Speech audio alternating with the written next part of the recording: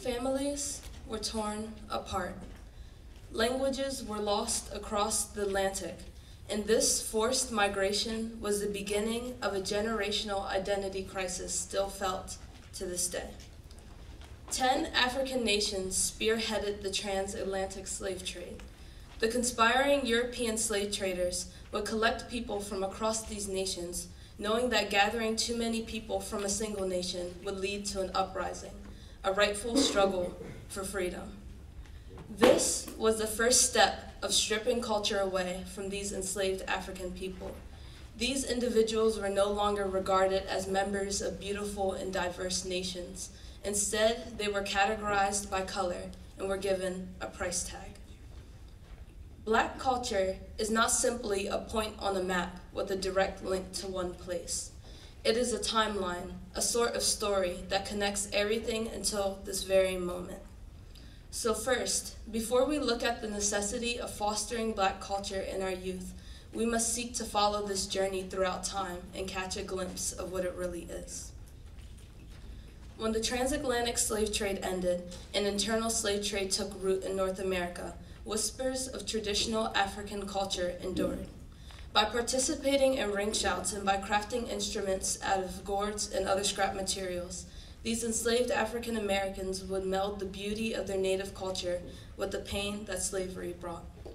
Music throughout all of African American culture was used as strength in times of weakness, hope in times of despair, and praise in times of joy. However, music was not the only form of art that was highly influential in African American culture.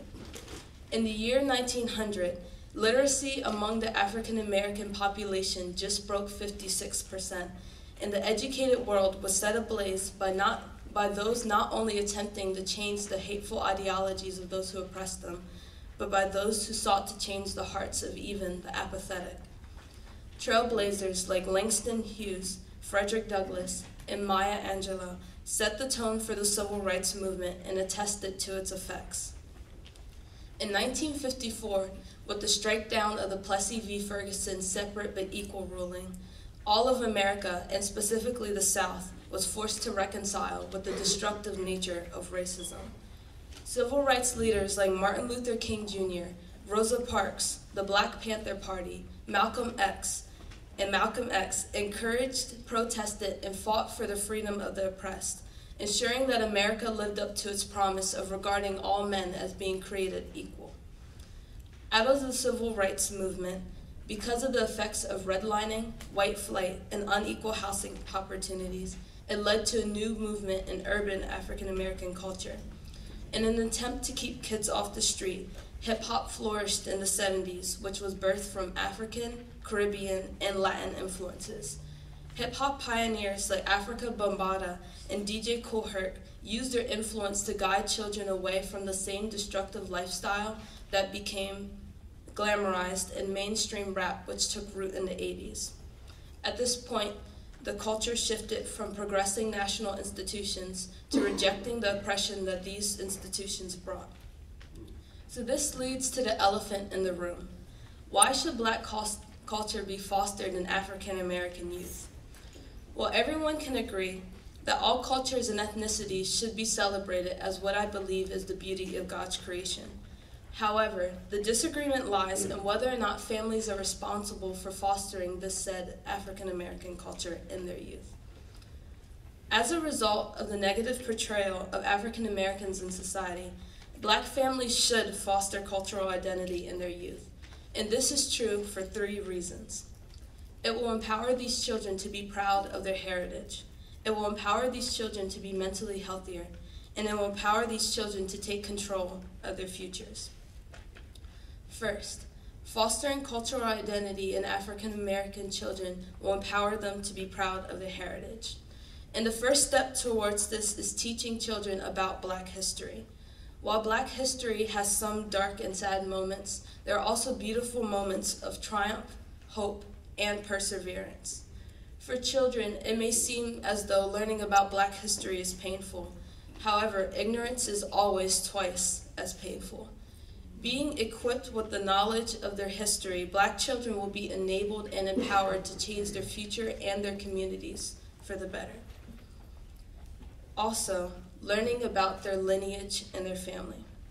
In a Pew Research study conducted in October 2021, which sought to get the how people felt about their cultural backgrounds of African American heritage, 59% of them, which were surveyed between the ages of 18 and 25, said that they spoke to their relatives about their ancestors. A large reason why African American youth have a negative view of self is because they lack the knowledge of their own lineage. Knowing the accomplishments and the lives of those before them, young African Americans will have a more holistic view of who they are. While it is sometimes difficult to speak about a difficult past, sharing this information in a safe setting is ultimately healing. As you may know, I conducted a survey earlier this year to collect data about the cultural identity in our school. And 68% of you, from all backgrounds and cultures, said that your cultural identity was important to you. And this shows that knowing who you are and acknowledging the importance of one's identity is a recognized necessity. In short, fostering cultural identity empowers children to be proud of their heritage, their history, and their identity. Second, fostering cultural identity in African American children will empower them to be mentally healthier. And one way is to improve mental health by preventing anxiety and depression associated with having a lack of identity. In a study conducted by Justin C. Perry, children who had a stronger sense of racial identity had better performance in school and lower levels of anxiety. Conversely, when children had a weak sense of racial identity, they showed higher levels of depression, a lack of efficiency, and higher levels of anxiety. In a study conducted in 2010 by Quentin L. Stubbins, it showed that African American youth had the highest levels of depression than any other ethnic or racial group in the United States. In a study which was conducted to relate these findings to the need of community, the results were consistent. Children who had a strong sense of racial identity reported lower levels of depression. Thirdly, this empowers children to be mentally healthier by preventing feelings of self-worthlessness. In a study conducted in 1997, it showed how exposure to Black literature, movies, and culture improves feelings of self-worthlessness in African American youth. In a society where negative portrayals are prevalent, seeing a positive, hopeful image prevents feelings of self-worthlessness. In the survey I conducted at the school, 57% of you said you were comfortable talking to your peers about your cultural identity.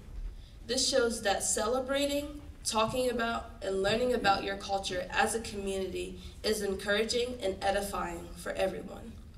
Hence, fostering cultural identity empowers children to be mentally healthier by preventing anxiety, depression, and feelings of self-worthlessness.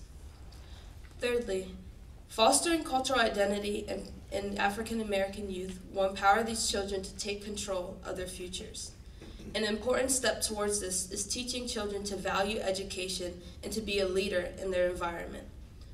As a result of stereotyping, Black children are often profiled, expected to underperform, and struggle with behavioral issues.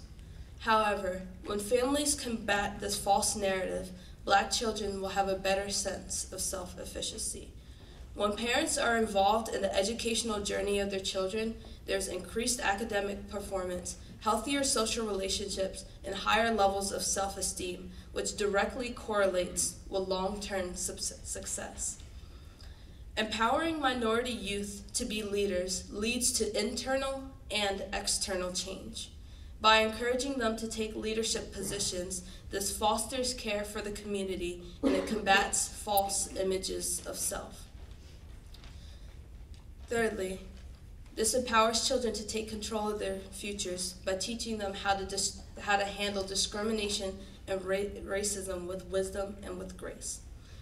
When families intentionally speak with their children about discrimination and racism, according to Dr. Solis, this empowers Black children to face harsh realities with maturity, with self-control, and with wisdom. It is a hard conversation, yet it is necessary to know who you are as an individual and as a child of God. In Acts 10, verses 34 to 35, it says, "So Peter opened his mouth and said, 'Truly I understand that God shows no partiality, but in every nation anyone who fears him and does what is right is acceptable to him.' This shows that our only need for validation is from a Christ who already validates us through our relationship with him. And anyone who discriminates against any culture or racial ethnicity is not a true follower of God. Therefore, fostering cultural identity empowers children to take control of their futures by valuing education, empowering them to be leaders, and by teaching them how to handle discrimination with wisdom and with grace. However, some people would say that parents should not foster cultural identity in their youth. They raise important concerns, such as how an emphasis on race could negatively affect those of multiple cultural backgrounds, those who are raising Black children who are not Black themselves, and those who feel as though it will lead to a greater division in America. They think that finding the balance between celebration and Black politicism is too hard to find. In other words, how do we celebrate a culture yet not slip into the same oppressive mindset that caused the battle we are still fighting today? Well, my answer is this. Every culture deserves to be celebrated, especially cultures that have been mistreated and marginalized throughout history. This is not a call to place race on a pedestal. This is to encourage parents to help a generation see their beauty and their worth. I often wondered myself what my culture is as an African American girl because of seeing the portrayed culture out in social media and in the media in general. Yet Black culture is defined by the struggles we endure and how our perseverance seeps into the arts and society to create a story as unique as the group making up the diverse and beautiful African American people. The history, the music, the art, and the food itself is not Black history. It is a story weaving all those things together. In conclusion, this issue is important for all individuals of all backgrounds. For any ethnic, racial, or cultural group, the home is the beginning of identity. By combating these self-deprecating ideals, images, stereotypes, and portrayals, it ultimately improves society as a whole. While true identity can only be found in Christ, our temporal identities are how we interact in this world. God created man in his own image, not accidentally allowing these different cultures and races and ethnicities to rise up. With this in mind, the global, the national, and the local community has to take better care of its neighbors, no matter what color, religion, or circumstance. To improve a community, members of the community must be sympathetic and active in the issues concerning it.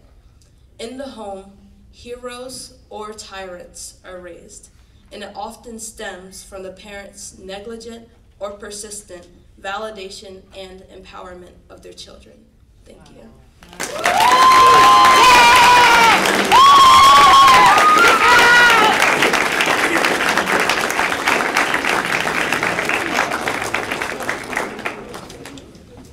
Wow, such an amazing job, Montika.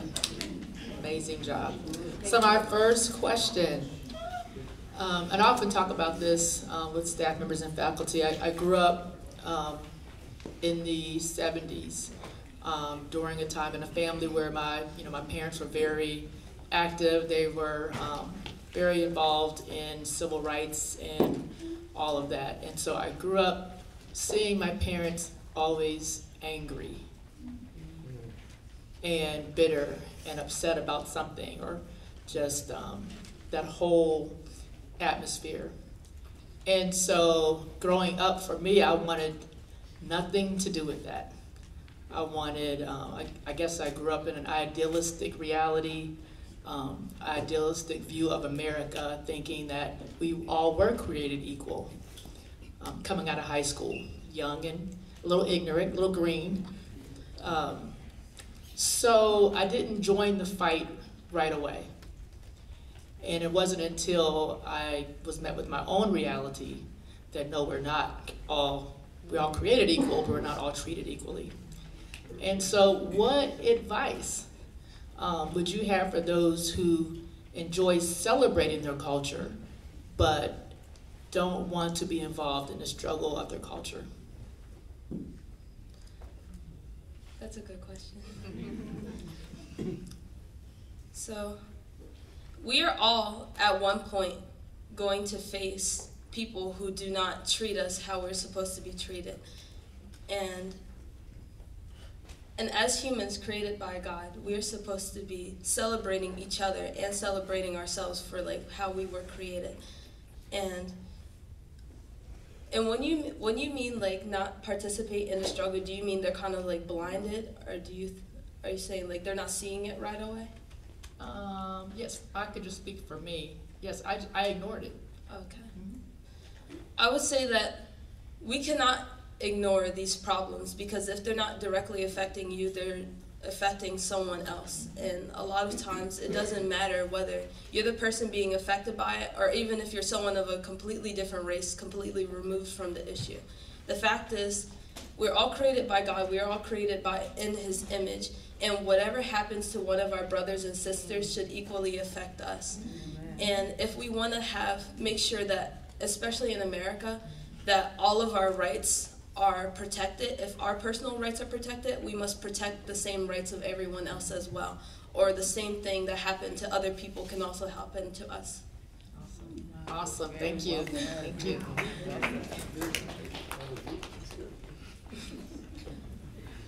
Thank you, Montika. I appreciated,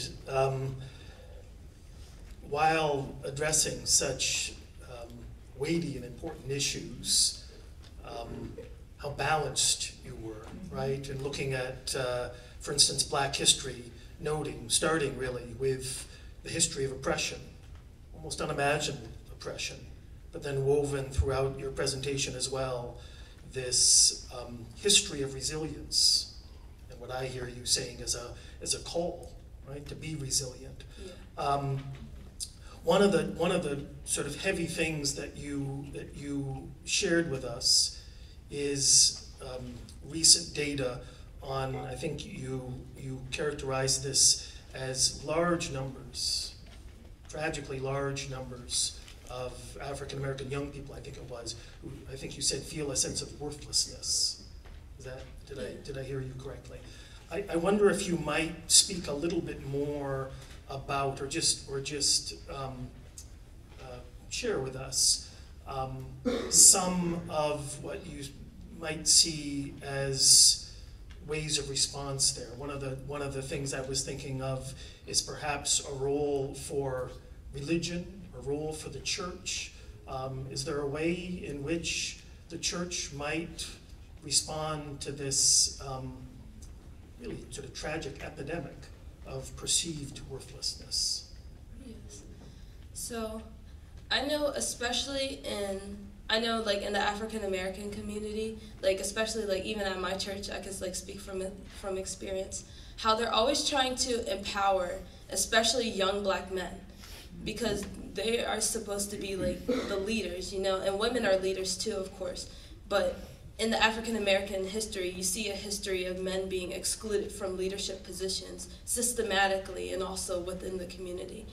And when these churches look at the men in the community and say, hey, like we're empowering you to become leaders by making sure you have job opportunities and educational opportunities, and really just encouraging them to be there for their children, and just to like have a godly sense of like manliness and of leadership. And I feel like in any other church, in any other race also, just making sure that the Bible isn't being used to put down a race, or like being put down a demographic of people. And I feel like once people really look at the Bible and are able to like go through the Bible and read it for themselves and see what God really says about these different things and about these different topics, we'll be able to perceive ourselves and other people in a way where we're upholding one another and not tearing down one another because of small discrepancies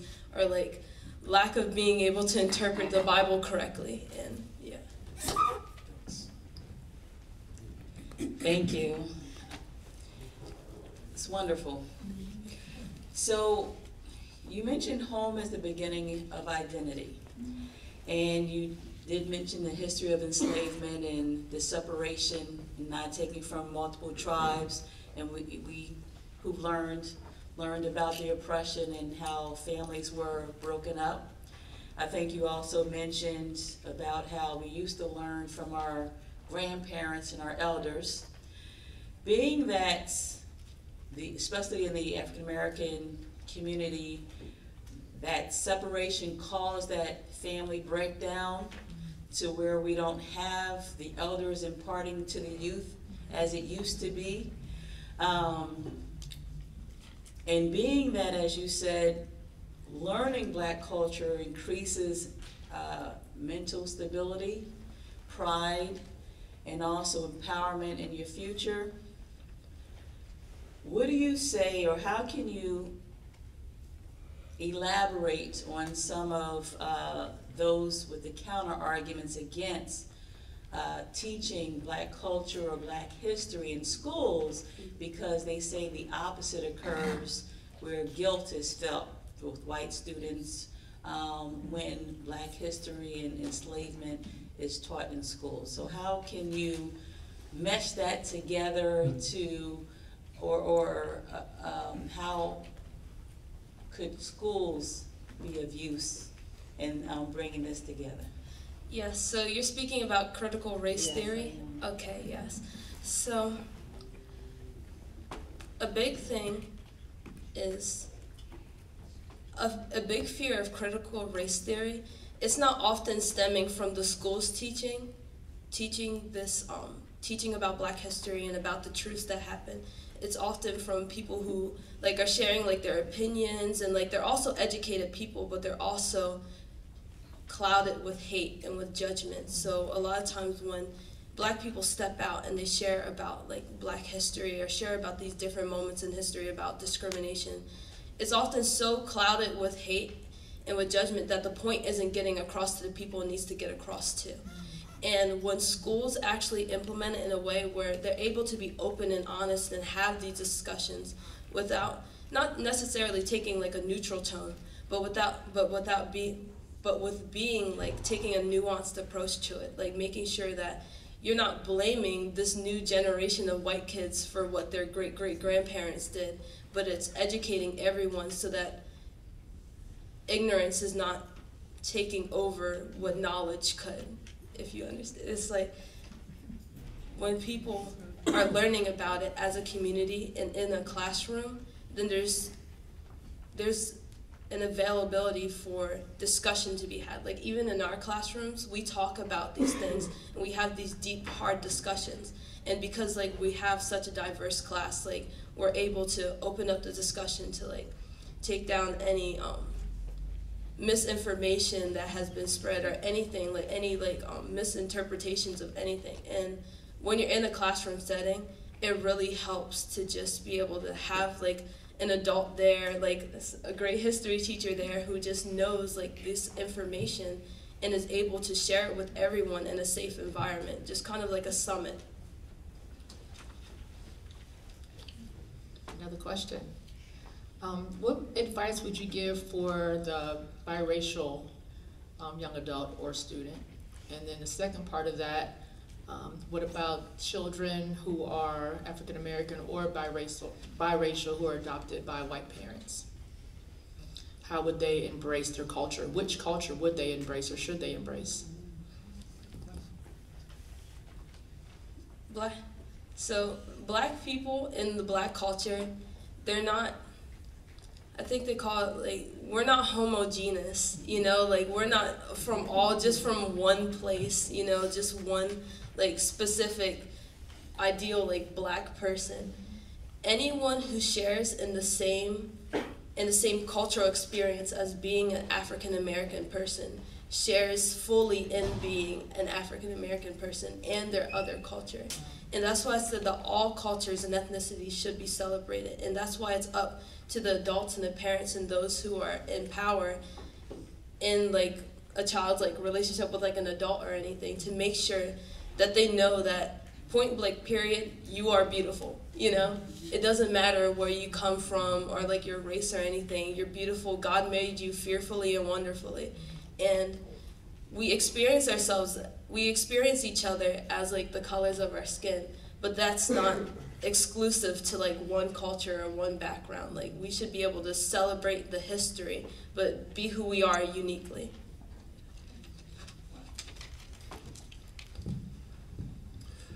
Montika, you were responding earlier to a question about critical race theory. Let me try to make a connection to another sort of contemporary debate. So there are those in the movement that seem, particularly in recent years, to object to what they call respectability politics. The idea that how one carries oneself might even apply to things like dress or how you speak, how you converse, that there shouldn't be what they see as outside restrictions on how one protests. So this would, it seems to me, even sort of shape how you would see, we today would look back and see someone like a Rosa Parks, or W.E. Du Bois, or people like this. I heard you saying that even in situations, experiences of oppression, of meanness, of cruelty, of racism, I think I recall you saying, advocating that the response should be with wisdom and grace. That it should not be when there is meanness and nastiness coming from one person to another, that, if I heard you correctly, suggesting that the receiving party should not respond reciprocally, right? Give back. I'm just wondering how you would respond to those. Maybe you've come across this, those that say there's something sort of fair, understandable, just, about responding to racism, responding to mistreatment with sort of anger, with authentic feelings. Yeah, when people are acting illogically and without character, fighting back in the same nature isn't going to solve the problem, because ultimately the responsibility is going to fall back on your head as well.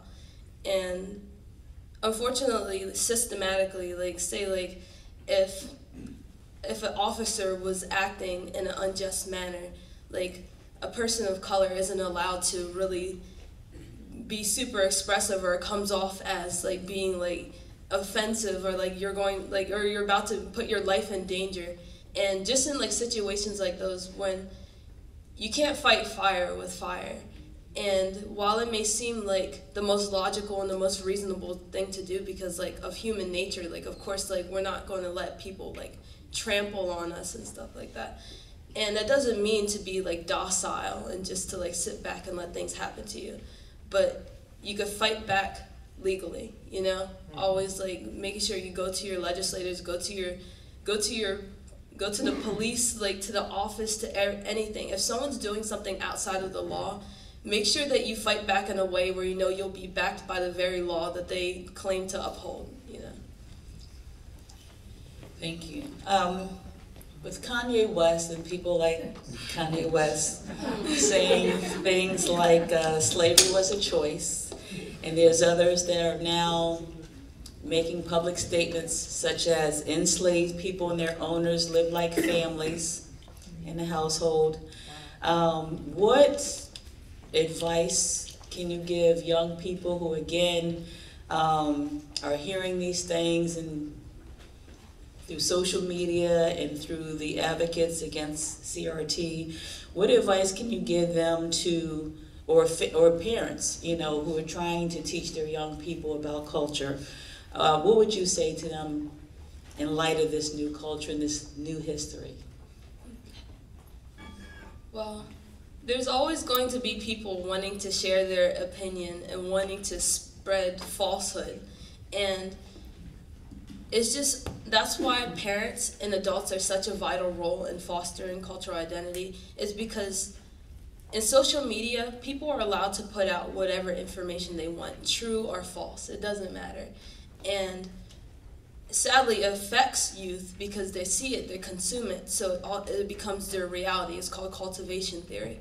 And a way to combat that is to make sure that you're really fact-checking all of the information that filters through, and to make sure that you're really doing your research about anything. Because when it comes to who you are and who you are as a people and your history, you should be really searching for the facts and for true information around it. Because people can tell you who you were, who your grandparents were, and it's up to you whether you're going to believe it at face value or whether you're really going to dig and look for yourself for the truth. Great job, TK. Yeah.